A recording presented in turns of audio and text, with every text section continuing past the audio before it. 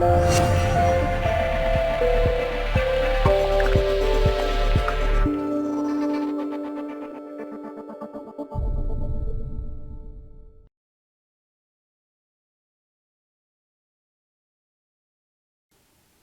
Gear Simon of DesignCourse.com. Today I'm going to show you how to design a 3D iOS or even Android app icon. Alright, so to make it truly 3D, we're going to use a 100% free 3D application. It's open source called Blender. Alright, so you can download Blender at blender.org. It's a very small download. It's only like 50 or 60 megs. Download it, installs very quick, and you can launch it within the next couple minutes if you download it now. So I will walk you through as a beginner just how to do this real quickly. And so the process we're going to use is going to involve using a vector graphic, importing it into Blender, and then making some adjustments, making it 3D very quickly, extruding it, and applying cool sort of material and getting a lighting set up, and then rendering it. And then tomorrow we'll step into Adobe Photoshop in order to complete it and make some adjustments and get it into an actual icon shape. Alright, so if you haven't yet, check out DesignCourse.com and subscribe here on YouTube. Alright, let's get started.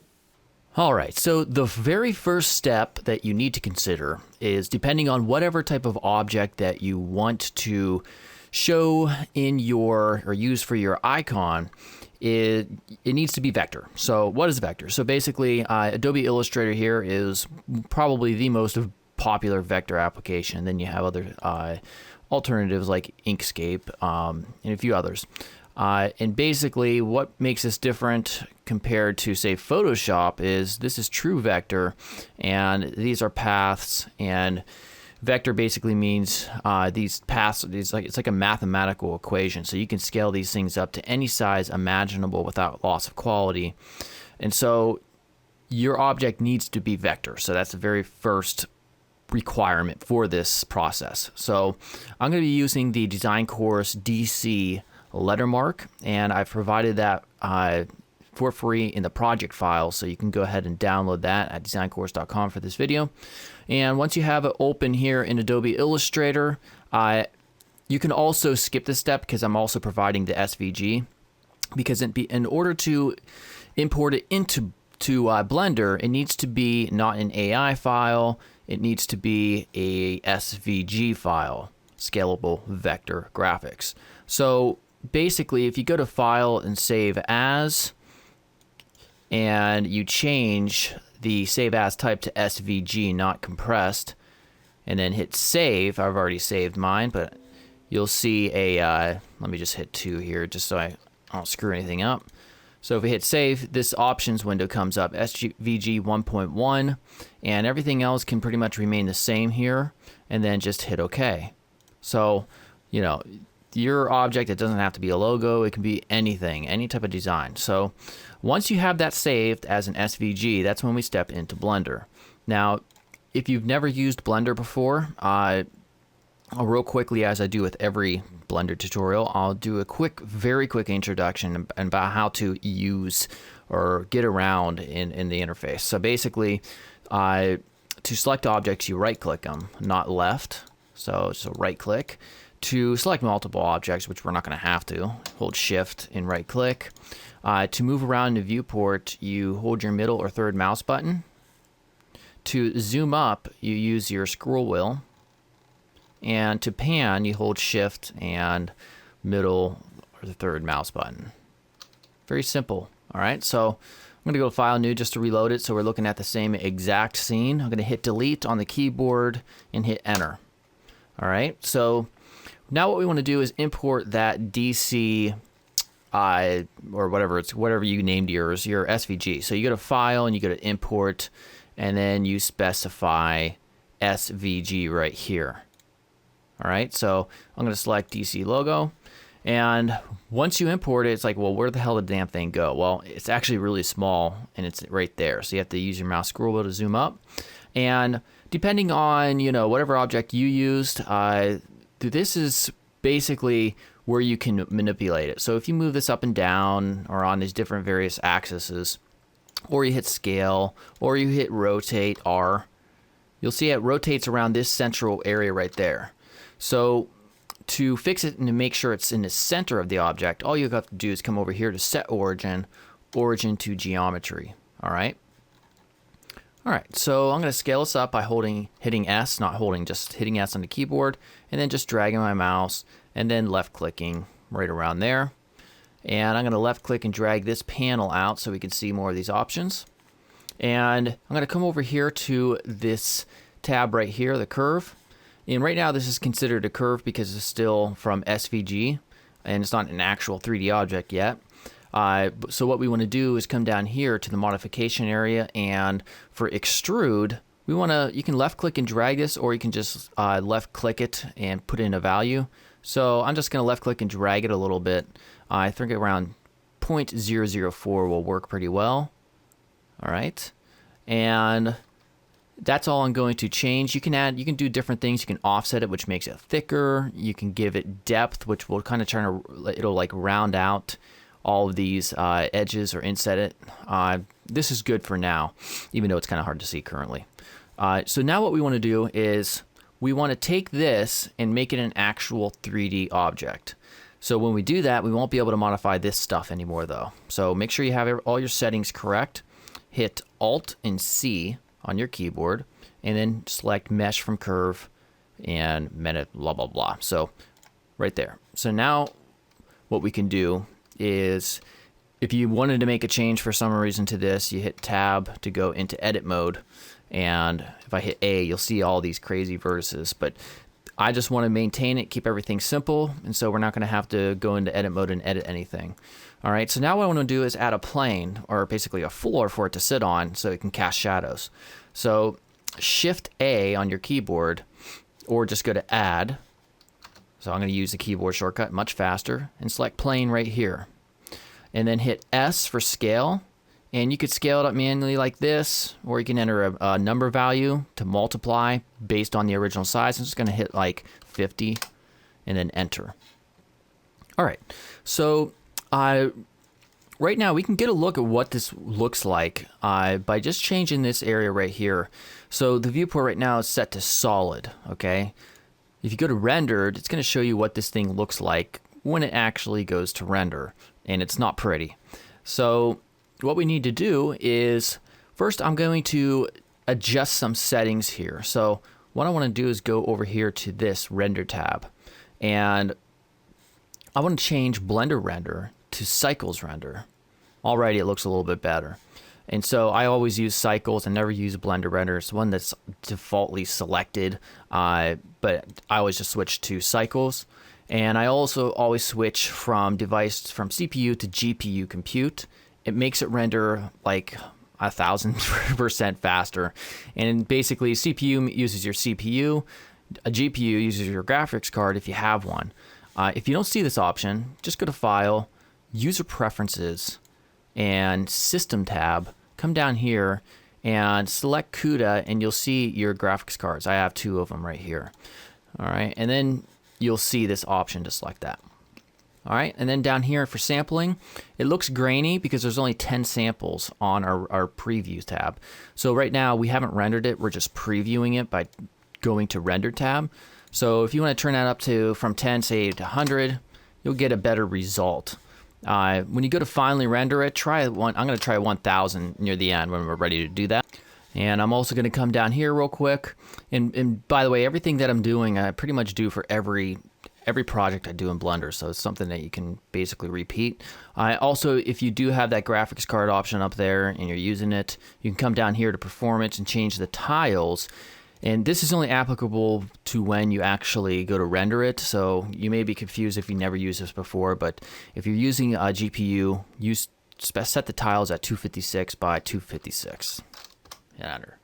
All right, so everything's good to go right here, and now what we want to do is apply a material to our area right here, our object, our 3D object. So switch back to solid. Make sure you have this selected and not the background, or the floor rather. And what we want to do is come over here to the material section, and we want to click on use nodes. And again, you have to make sure you're on cycles render for this stuff to show up. And what I want to do is make this kind of like a chrome material. So you can change that by changing the surface. By default, it's at diffuse.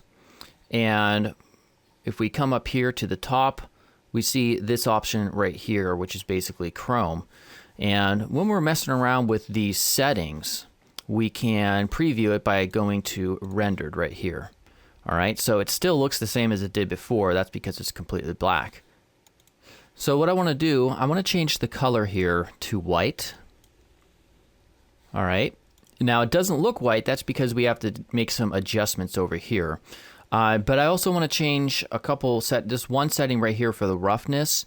And I think I'll do that afterwards just to illustrate why I'm changing it. So what we want to do now is come to the World tab, and we want to change, well, real quick, I'll show you. If you just change the color from this gray, as you can see, everything's gray, up to something lighter, you can see it drastically changes the appearance of everything. All right, so I'm going to use, I experimented a little bit with this. So I'm going to click on Use Nodes, and you can see we have surface and we have a background by default selected. We can change this and experiment by changing this section right over here. Sorry, this right here, if you click on the right side of the color, we want to change this to a sky texture. All right, so right there. And I'm going to change the turbidity, what the hell is that, to 5. All right, and I want to change this right here to Prethum or whatever.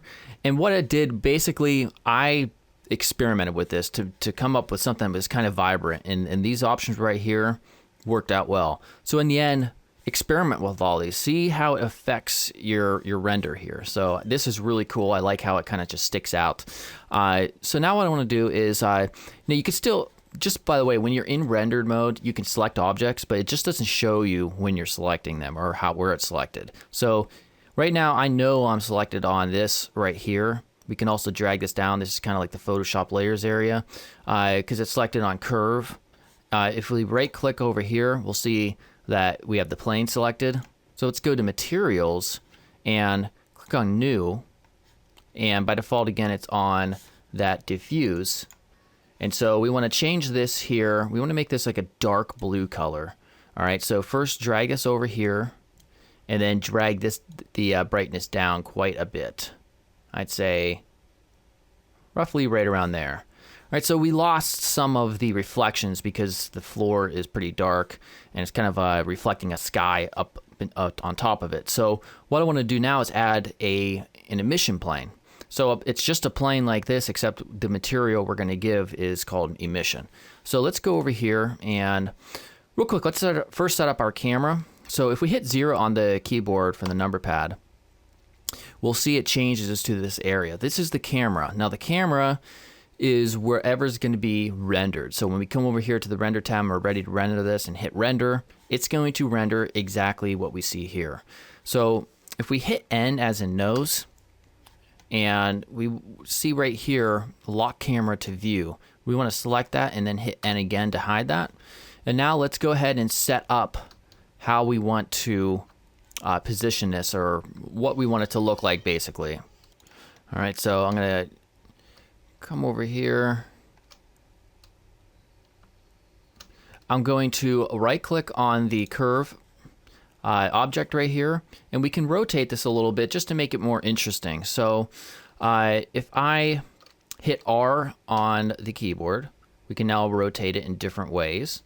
You can also rotate it only on a specific axis. Like see it down here, it says Z, Y, and X.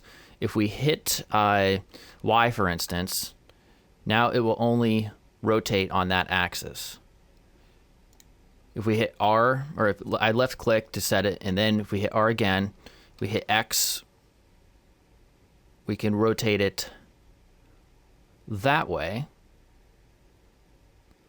And I'm going to zoom out one time on this. And I think right around there is good. And now what I want to do is add that emission plane. So I'm going to go switch from render to solid view. I'm going to hit 0 to get out of the camera view. And we see where the camera is and in relation to this object. I'm going to come out over here, maybe right around here, and I'm left clicking to set this origin point basically. Doesn't really matter too much, you know, about where it's at. We can always adjust this origin point. And what the origin point is wherever the object you're about to add is going to get added. So Shift A, plane. Then hit R, X, and then 45 for 45 degrees. And then it's obviously not facing our object, so we want it to face it so we can move it around here. Hit R and then Z, and then just move it to face our object. We can move it up and we can move it closer in, right around there. Maybe move it up higher. And then come over here to the material section, hit New, and then change diffuse to emission. And we want this emission to be pretty strong. So I'm going to hit 0 real quick. We're going to keep this object selected over here. So hit 0 on the number pad, and let's change this to the rendered. We can see nothing has really changed too much. That's because the strength is only set at 1. So if we change this, say for example, to 50. All right, now it got a little bit brighter. Let's try 300. And now we can see it got even more bright. All right, so I like the look of this. You can always, you know, try to get a different angle if you wish. I'm going to keep mine right around there. I think that will work well. All right, so now we're ready to go ahead and go ahead and render this. So if we come back here to the render tab, we have some things to worry about over here, like the resolution. So 1920 by 1080 is default resolution. And this right here, this percentage value, if you have it on 50%, it's only going to do 50% of X and Y. So it's not actually going to be 1920 by 1080. It's going to be half of that. If you take it up to 100, now it's going to render a 1920 by 1080 image. So one consideration that's real important at this point is if you want to have an app icon that is a high resolution, you want to probably make this an even higher version, basically, resolution rather. So, because the reason is, say for example, if you want to upload a 1024 by 1024 app icon, you want to make sure that this image is real big and that you can place it so that you can place it into the app layer that we're going to create in the next video. So I'm going to assume that we only want a 512 by 512 icon, and that way we can keep this resolution and it will speed up rendering times a little bit. So remember down here for samples, try 1,000. And also it depends if you're using CPU, that may take quite a while. So just experiment. The lower the value for render is, the faster it'll be, but the not as nice quality that it will be. So just something to remember. Once you're ready to do that, just go ahead and hit render. All right, so what it's going to do is it's going to go through here quite a bit, and it's also, I should note real quickly, you can see these little pixels. They're light little pixels that are rendering, and that can happen when you're dealing with emission planes and like chrome type materials. If you don't want to have to deal with that, you can come over. I'm just going to hit escape real quick. That's how you stop the render. You can come down here to the samples down here, and you can change this clamp direction and indirection right here to something like 0.98. So if you do that for both of them, we'll see that if we come back up to render, they're no longer there. Now, the downside to this is you don't get all of the crazy reflections and the detail, but it still looks pretty good. So what I'm going to do is let this render out here. And actually, you know what? I am going to go back. I'm sorry. I'm going to go back here, and I'm just going to hit 0. I'm going to go back to the default, just because I'm going to be scaling this down a little bit. So I think those little tiny pixels won't be a problem. So now I'm going to go ahead and render those again, and I'm going to pause. And once it's ready, we'll see what this looks like. All right. All right, so this is the finished render, and it took probably, I don't know, a couple minutes. But you'll probably also notice that I changed the rotation of this a little bit. All I did was I took the object, the curve, I hit R and Z and just turned it a little bit so that this point was facing me. I think that'll make the final image a little bit more interesting. So once you have it rendered and you're happy with it, go ahead and hit F3, and that will allow you to save it. So F3, and I'm just going to call this show icon and save as image. All right, so that is basically it for today's tutorial. Tomorrow we're going to get this finished up by importing it into Photoshop and get it encased into an actual iOS app icon with the rounded corners. And we're also going to play around with a couple of other adjustments in terms of the color and contrast and a lighting effect. All right, so check out designcourse.com if you haven't yet. Check out Design Course Premium. At the moment, I don't have that yet launched, but in a couple weeks it will be launched. It's where I train you one-on-one to become a better designer. And there's also other goodies like full video courses included. So yeah, check that out. Subscribe here at YouTube. And I'm Gary Simon. I'll see you tomorrow. Goodbye.